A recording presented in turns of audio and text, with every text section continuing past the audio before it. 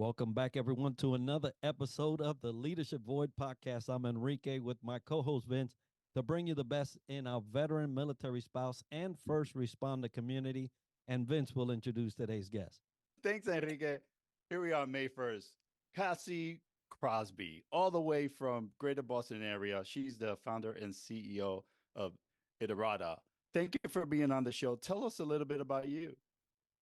Yeah, thanks, guys. I really appreciate it. I'm excited to be here. Been looking forward to this conversation. So I'm a retired Army officer. I did about 24 years in the Army. I actually joined the Army right out of high school. I enlisted, didn't really, college acceptances in one hand and an Army recruiter on the phone in the other. A bit of a rebel without a cause. I thought joining the Army would make people more upset. So on my 18th birthday, I went down to the recruiting station and joined the Army. And then I was a print journalist for 4 years. And then 4 years in, I was offered an opportunity to compete for a scholarship for the Green to Gold program. And I didn't exactly have a stellar high school career, so it was kind of a shot in the dark. But I was accepted. This was in 2000, so the Army was still growing back then. And I came back home to New Hampshire. I went to UNH. Met my husband in ROTC. So, one of those ROTC romances. We got married our senior year, and then I commissioned as a Transportation Corps officer. And I did that for a few years. And then anyone who knows the Logistics Corps from the Army will know that anyone in logistics, transportation, ordnance, quartermaster all becomes sort of a multifunctional logistician. So I did that starting in about 2006, turned toward multifunctional logistics. And then I was a strategic planner later in my career, working, at some of the highest levels of government, which was just super fun, very enlightening. I had a great career, very successful. In 2020 was offered the opportunity to command a battalion. And I had always wanted to command and made a lot of decisions in my career, a lot of hard decisions to, take jobs that were a big sacrifice for this opportunity. But, at this point, my husband and I are dual military. We have 2 kids. My girls were 12 and 8 at this time. And the Army was asking me to move again away from my family and then deploy. And it looked like it was going to be about 18 months that I'd be away from my family. And during that time, I also had the opportunity to have a coach as I was preparing for command. And my coach asked me something that no one in my career had ever really asked me. And she said, well, what do you want? And I couldn't really answer the question at first. I had never really thought about, what I wanted. I think I had always been just sort of marching to the beat of everyone else's drum, like what was expected of me. And so my husband and I started having some really hard conversations.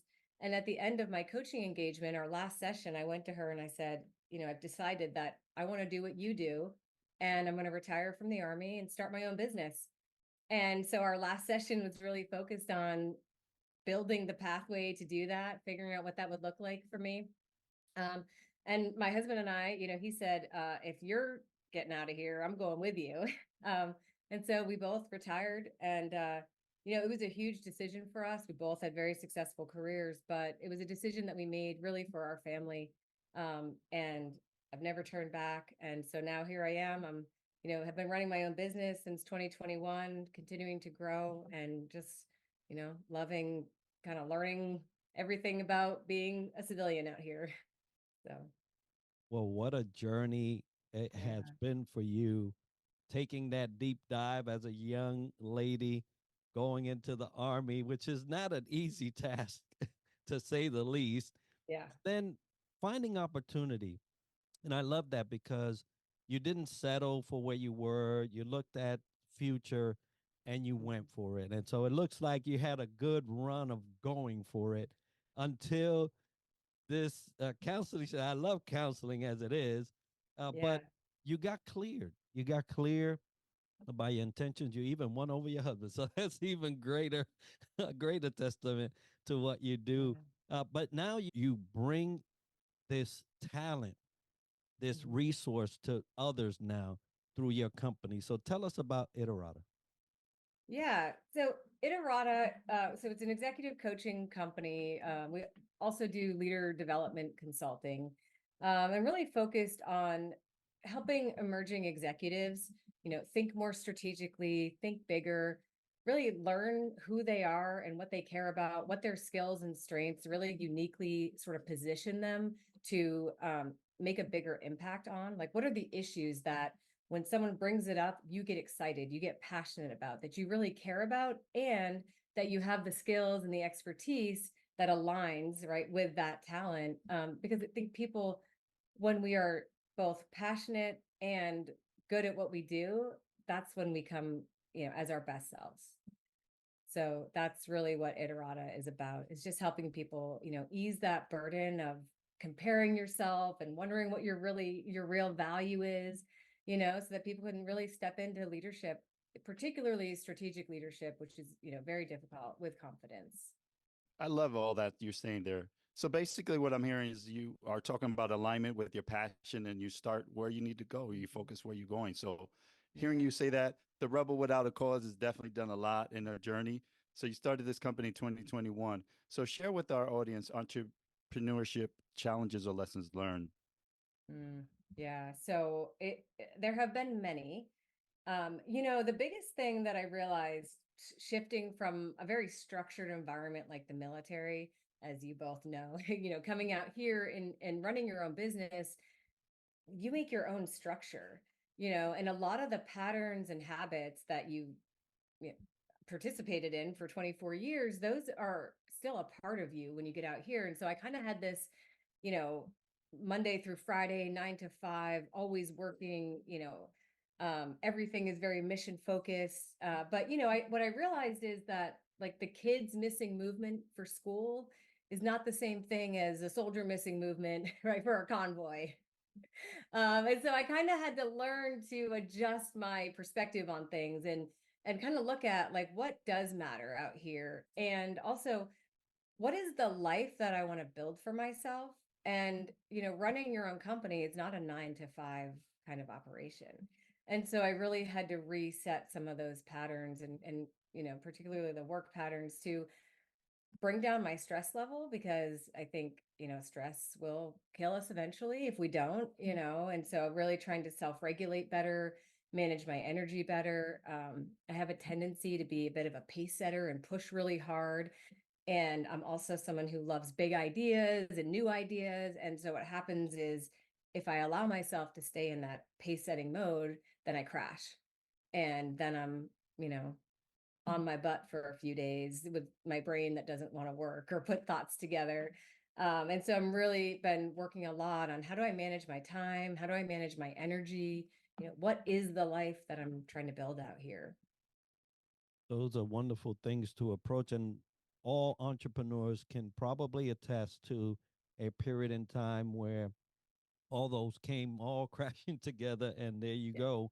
You're off to a bed somewhere, or you're off to some Yeah. facility because you need that type of recoupment. And Yeah. so important to address that. Now, with all entrepreneur journeys, you always have something that you want to aspire to. So, what's on the horizon for Iterata? Yeah. So I want to talk a little bit about my structure of my business, and I think that'll help you kind of see where I'm going with it. And a lot of it was not necessarily intentional at first, but I am where I am, and now I'm trying to be intentional about it. But so the way that I've established my company is I have a few companies that I coach for. And so I'm on the bench. And so, they have clients, and then they link me up with clients to coach. And then my company, I also have a bench of clients that I coach individually through my company. I have a couple companies that I work with, either in the leader development space, or companies who want to build the pathways for women to excel into senior leadership. Many like male dominated companies that have a diversity issue, frankly. And so with my company, because I have other places where I coach, I have a lot of flexibility in what I do with my company. And one of the things that I've fell into recently, I really got interested in artificial intelligence. When I worked at US Transcom back in 2017 to 2019, I was the speechwriter and the aide de camp to the commander of Transcom. And a lot of the work that we were doing back then, on a national level and, across the command was talking about the rise of artificial intelligence, how it was going to impact defense, how you approach it responsibly and ethically. And so as I get out here in the business world, my first couple of years, I was just trying to figure out how to run a business, how to be a coach. What does this all look like? And now I realize I have this opportunity with my company to do whatever I want. And I've really decided that, I think there's a lot of potential in artificial intelligence, large language models, particularly in helping leaders get a better understanding of who they are, what their strengths are, at least in terms of other people's perspective. So, as leaders, we have all this data on ourselves, performance reviews, 360s, leadership assessments, personality assessments, right? We have this whole toolkit, but the synthesis of all of those data points is the hardest thing for humans to do. But for artificial intelligence, these large language models, they can, it can synthesize data sets in seconds. I mean, I'm sure you've both seen it. And so really trying to leverage this speed of synthesis to help people get insights on their leadership rapidly so we can drill down on what is that one thing, if I worked on it today, if I shifted something around that one thing that would make the biggest difference in my leadership.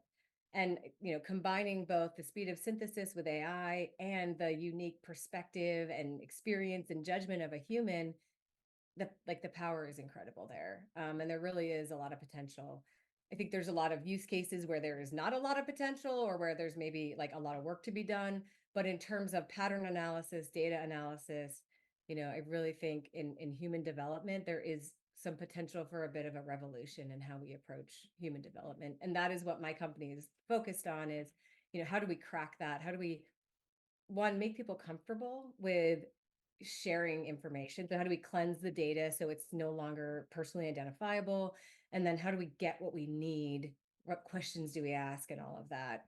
And so, I'm really with my company, I'm thinking my vision is to create AI powered leadership development tools that help speed development. Yeah, AI is definitely in the future. So in the Yeah. forefront too. So understanding it ahead of time is great. I love what you're doing. Right? Yeah. Definitely to impact human performance. So what do you do Absolutely. for yeah, Yeah. what do you do for human performance as far as your leadership skills? What do you do to thrive that helps you Yeah. thrive in your professional life? Yeah. So even though I am a coach, I have a number of coaches that I work with. I have a business strategist, I have a speaking coach. I've worked with, I have a peer coach. I have a program that I participate in where I coach somebody and then somebody else coaches me. And so I have ongoing coaching that way. So most of my development right now is through coaching. Uh, I received a certification in coaching through Georgetown and then the International Coaching Federation. And then most recently, I reached the 500 hours of coaching and all of the education requirements. So now I'm a professional certified coach. And then next, I'm thinking a lot about, I have a couple of master's degrees and I've been thinking a lot about getting a PhD because I would love to bring new knowledge to the world. And so I'd love to get a PhD and write a book, and that's where I'm going next. But always, always reading, always thinking about what's going on in the world and trying to apply, my perspective and my knowledge and find new ways to approach human performance and development for Well, myself and others. Yeah. well, I love how you have addressed that journey for you. It sounds like ever learning, but a true sign of a great coach is a coach that has a coach. So I Yeah. tell you that it's something that a lot of coaches don't have. So good on you to tie yourself into that ecosystem in the way where you can refine yourself Yeah. and learn at the same time. I encourage you to go get that PhD. I don't know how your husband will feel, but I encourage you. I think he Uh, knows it's inevitable. well, good, good. Yeah. I think you will bring a lot of insight and a benefit through that system. Yeah. Writing your own thesis, I know you will do great in. And so, as we're talking about advice and things that you can tie yourself to become a better leader, what advice did you receive that you would like to pass to an emerging leader today?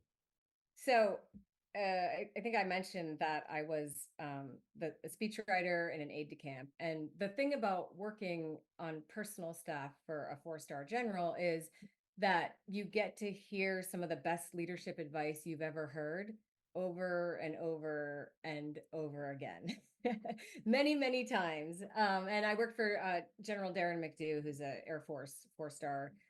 And I worked for General Steve Lyons. I was one of those aides who retired one general and then worked for the next. But General McDew and I had a kind of a special relationship, and I really look up to his leadership. And one of the things that he reiterated over and over again was this idea of being the leader that you expect others to be. And I think that's one of the hardest things for us to do. And I know that sounds maybe counterintuitive, but so often I talk to leaders who are frustrated with senior leadership or with decisions being made. And I'm sure you both have heard this kind of mentality of, well, they don't want to do it or they don't care, so screw it, I don't care. Right. And so people kind of throw their hands up and maybe, don't work as hard as they should or would, or kind of modify their own behavior or go against their own values because they're in an environment that doesn't align with who they are. And so what I've realized is, being that leader you expect others to be and being the person that you tell others you are, that is a daily, minute by minute choice. And life will test you time and time again. And it really is a deliberate choice to be that person. And we don't always get it right. And I think we have to give ourselves grace for that. But, just being that person that you expect others to be, I think that's the best advice I've ever had. I totally agree. And it's a daily occurrence, right? You have to be very intentional in doing this stuff. So I definitely think the emerging leaders hearing this today need to follow suit in what you're definitely saying. So how about a memorable leadership aha moment you've had? Love to hear Yeah. that as well. This one is where I told you guys earlier, I've been working on my vulnerability. So I want to share a personal story that's a little bit uncomfortable, but the leadership lesson has been super important for me. So when I was a lieutenant, this was in 2004, the Army was going through the transformation to brigade combat teams. And in doing so, was attaching women into combat arms units for the first time ever. Really sort of behind the scenes, right? Out of the public eye. And so there wasn't a lot of preparation for this for formations that heretofore had never had women in them. And well, that's a pretty big deal, actually. That's a pretty big culture change for people. And one of the things that happened with me was I worked for a leader, he senior to me by a significant point, and one of the key leaders in the battalion. One day late at night after a range, I came back to turn in the keys and this man hit on me. And when I turned him down, he proceeded to basically psychologically harass me for the next year and a half. This was at home station. We deployed to Baghdad, Iraq, and this, we were in one of the most dangerous places in the country. We were operating out of Camp Stryker, down in Yusufia and Latifia, the Triangle of Death. And so it was really, really trying times. And so being in that environment and being harassed by this person, it got to a point where it was almost like I would have rather, not made it out of that place than continued in the situation I was in.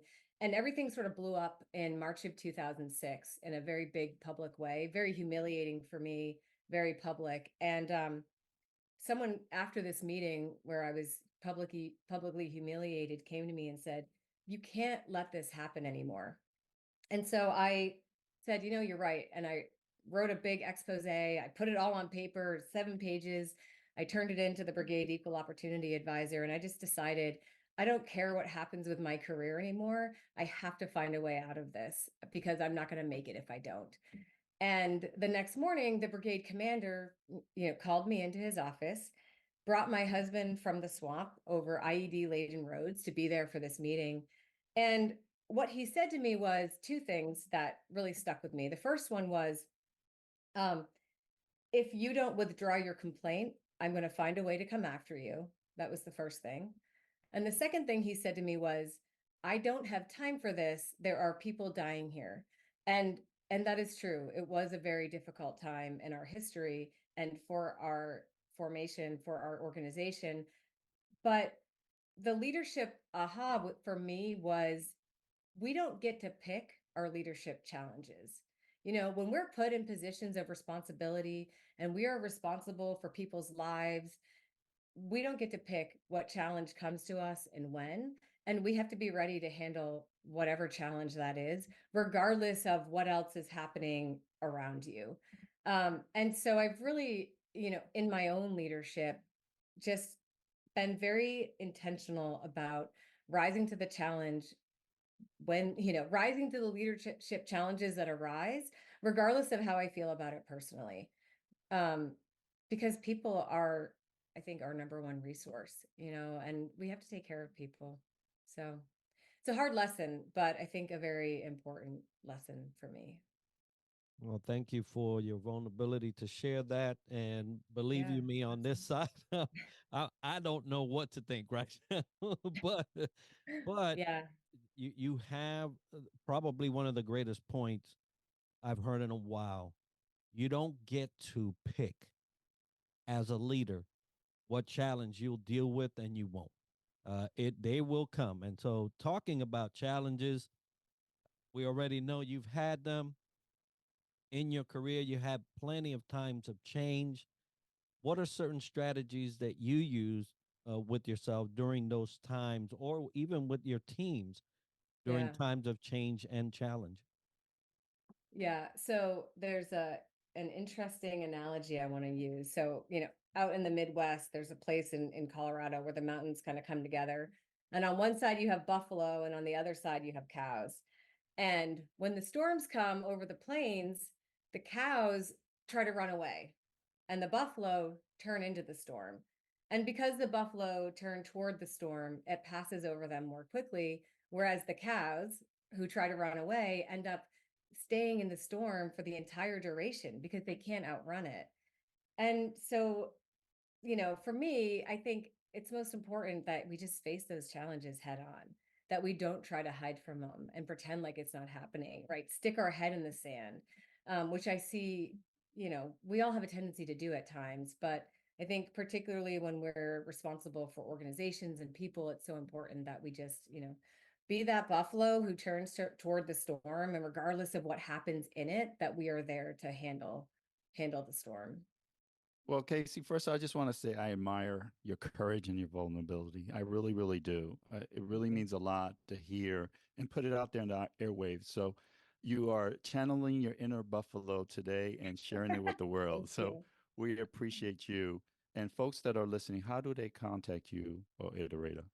Yeah. So I am on LinkedIn primarily. That's my platform of choice, under Cassie Crosby, like my name right here on the screen. And I post a lot on there. I talk a lot about, bridging the gender leadership gap, some of the current challenges in the environment. And I also talk a lot about strategic leadership and how to think strategically, which a lot of people are thinking about right now.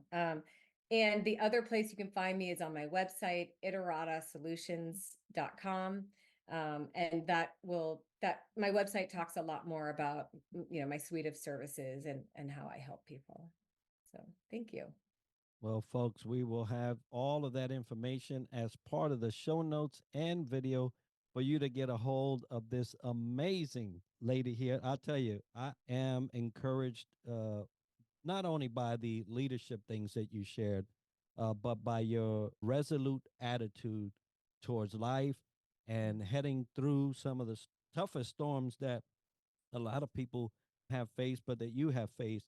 And so I thank you for all that you have shared. Folks, if you want to get a hold of the Leadership Void podcast, theleadershipvoid@gmail.com is where you'll send that correspondence.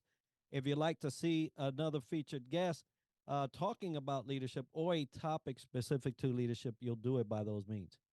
And we also want to thank our sponsors, Triple Nickel, a hero for kids, and FAVOB. But Iterata is here, can make your world change. She can transform. So please reach out to her. But we thank you for being on our show today.